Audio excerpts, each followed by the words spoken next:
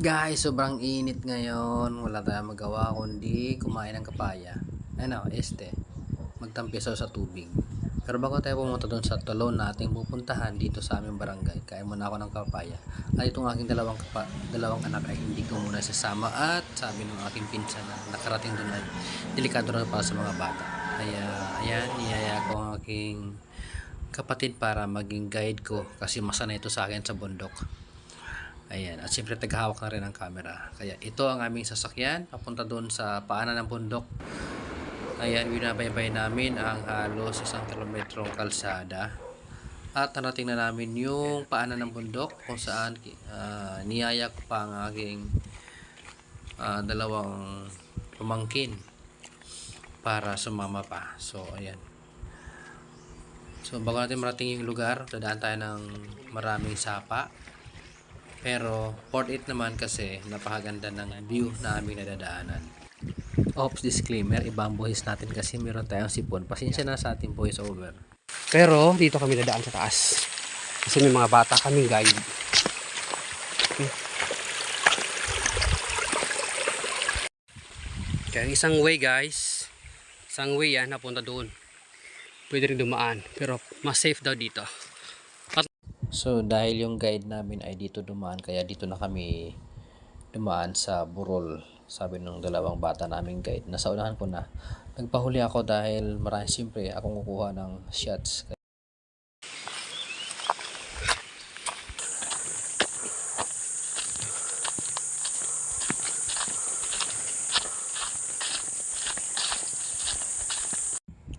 Feel na feel namin yung nature kasi dinig na dinig namin yung mga huni ng mga sikadas at saka iba pang mga kulisap doon sa palibot.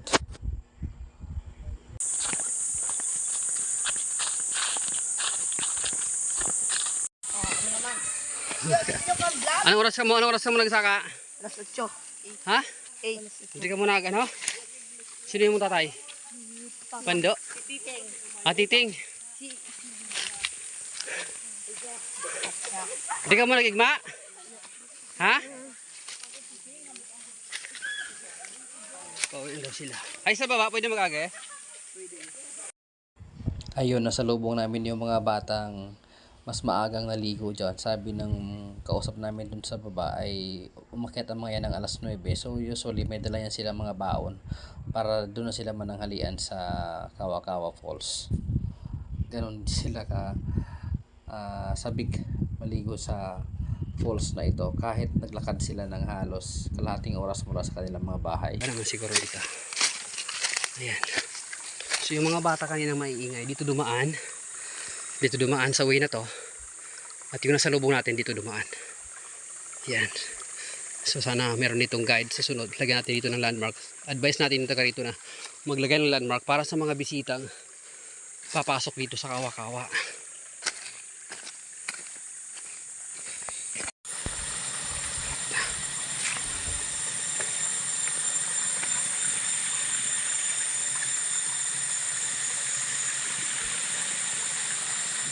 Dumaan dito. Bato na yan.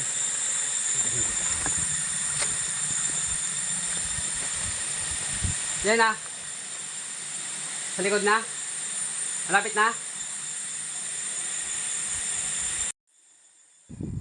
Yung mga halos nasa mga 40 meters lang ang layo namin doon sa area. Ang lalaking mga bato ang nakaharang sa aming mga dahanan. Ayan, nakita ko na rin yung pinaka dead end. At ito na, narating na namin ang Kawa-Kawa Falls after 22 long years. Nakita ko rin yung aking guide na bata na biglang tumalon doon sa tubig. Kaya nabigla ako, pero sanay na daw sila sa ganon. Okay, mula dun sa paanan ng bundok naming dinaanan ay halos sinabot kami ng mga 20 minutes bago natin narating itong pinaka-spot ng falls. So yung round shape niya ay malamang ay force of water yan, kaya naging ganyan ang kanyang hugis. So iinom ako ng tubig mamaya dyan. Iinom ako ng tubig. Pero kailangan ko muna magpahinga. Papahinga ako, kailangan mag-cool down muna. Okay guys, ito yung pinakuha nating tubig dun sa aking pamangkin. Doon pinasalo ko muna dahil hindi pa ako pwedeng lumapit doon at magpa-isa ilalim sa maligo doon. Pinakuha ang tubig. Sabi ng pinsan ko, naiinuman daw ito. So pinakuha natin. Iinom tayo konti. Wow, tubig na lasang gubat. Ano ba yun? Refreshing. Masarap. Don't worry guys, wala namang magsasaka dyan sa taas. Wala na raw mga taong may kaingin dyan. So napaka pure nitong tubig na to.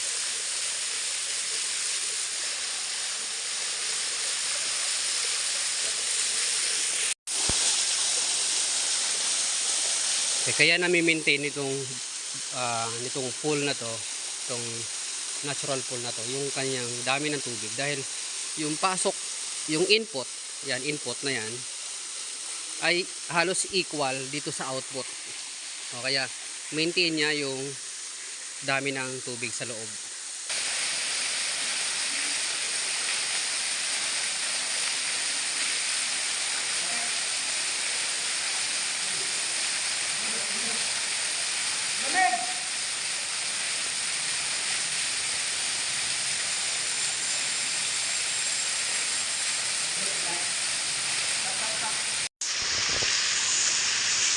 Atas muna ako.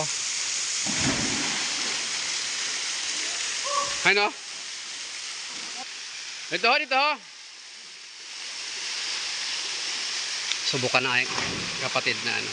Lumpat! Ay, wadlock! Lumpat! Ay, katayaw. Ikamit.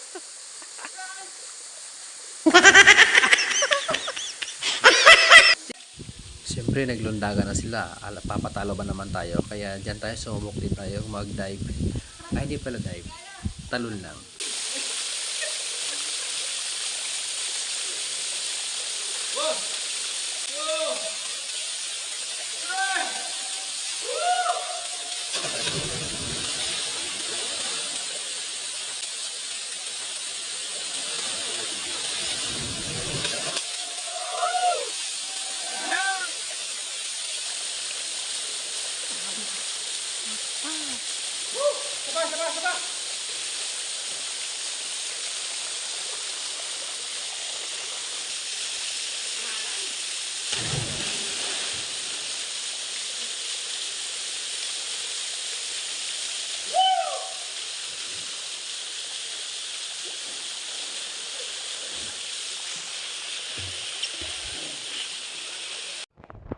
Okay guys, review tayo sa pool na ito. Geographically guys, ang layo nito mula doon sa National Road ay halos na sa mga 5 kilometers. Pero kung magmumotor ka, ang lalakarin mo na lang ay halos 1 kilometer. Okay? So, kung galing kayo ng bayan, sasakay kayo ng tricycle, papuntang Lunyawana, and then pahatid kayo dun sa pinakadulong sitio ng Ilaya Big.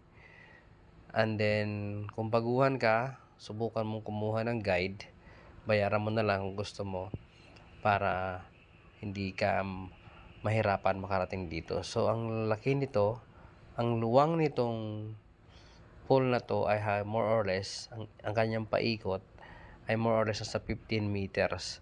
Ang kanyang lalim, yung pinakamalalim na part ay pag itataas ko yung aking kamay, lagpas pa doon ang tubig. So halos nasa 3 meters mahigit ang lalim, yung pinakamalalim. And then yung pinaka-diameter, yung sukat mula doon sa isang dulo punta sa dulo, daan sa gitna, ay halos nasa mga more or less 7 meters.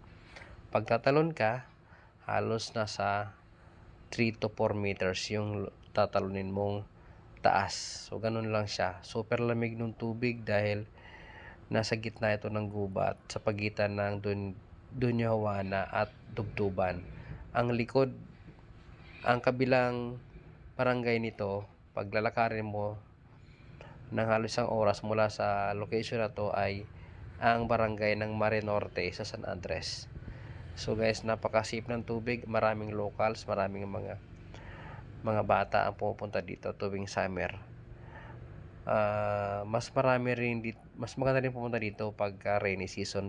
Just make sure na hindi malakas ang ulan for the flash flood. Pero year round ay lagi may tubig yan at hindi nauubusan. Kung ano mang maradala yung plastic, ay dalhin nyo sa inyong bag at itapon dun sa baba. Huwag tayong gagaya sa ibang irresponsible na mga. So, konting education lang ito. Tuturuan natin sila na huwag magkakalat dito. Ayan. Siyempre, i-refer din natin to sa barangay officials. Kung ano yung mas maganda pang gagawin dito. Kasi potential na tourist attraction yung kawa-kawa na yan. Re! Hindi mo na ako. Alam, mabilis kami.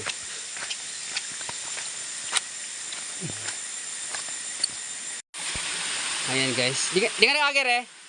Re! Driho. Ito yung pinakamahirap na daanan. Ito yung tinatawag namin Kuyapnet.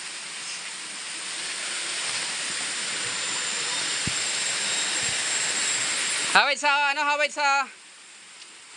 baging.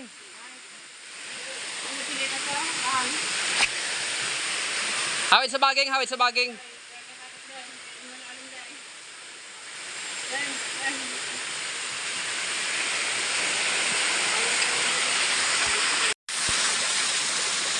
Okay guys, dito kami sa pinakamahirap na parte ng daanan, itong bangin na to.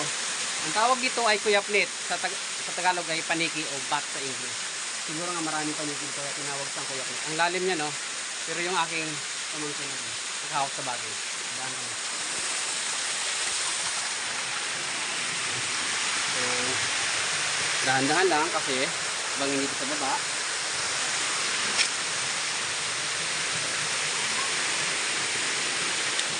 Ayan o, literally nakahawak kami sa baging clip hanger, yan. Ito yung bangin. Dali. Ay, ito na nga, hindi na ho. Nandun na yung isa kasama na yung bata sa buwa.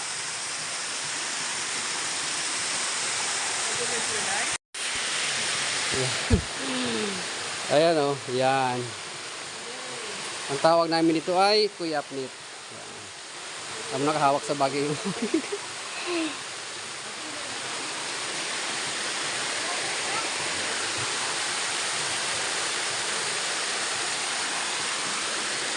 So, ano nga ito? Kailangan may harness ka. Okay? Siyempre, diskarte tayo. Hawak sa baging. Okay? Kapit lang.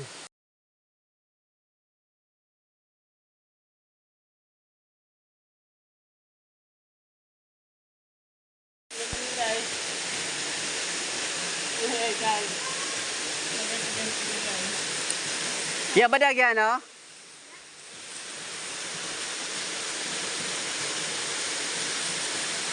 Oh, dali.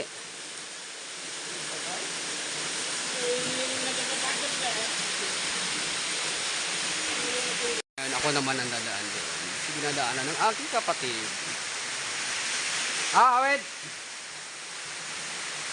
Sambat! So, nilagyan nila ng baging dito para sa mga gustong umakyat. So, ito guys ay hindi natural grown, kundi sadyang itinali nung mga ano. Pero ewan ko lang, ayokong magtiwala. Dito ako hahawak. Okay? Ito naman dito. Kasi, ganang agad yeah. Literally kiss the wall. Aray ko. Pulikat yata ako.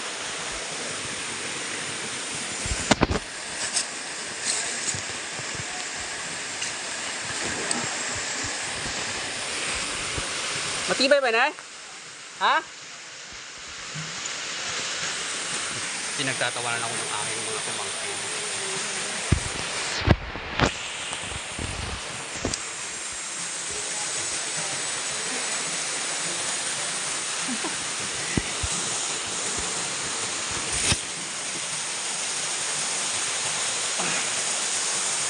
Ayan o, malalim lang, mababaw lang naman.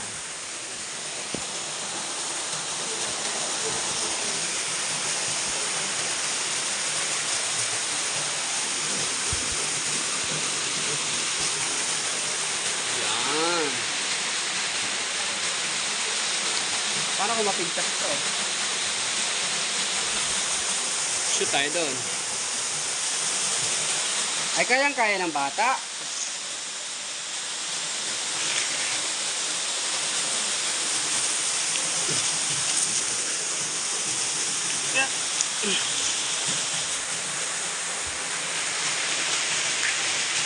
Doon tayo guys. So, magsasuggest tayo dito. Nalagyan ito ng bakal na tibay mo na? Ha? Tibay? Just trust the equipment. Ako trust the body.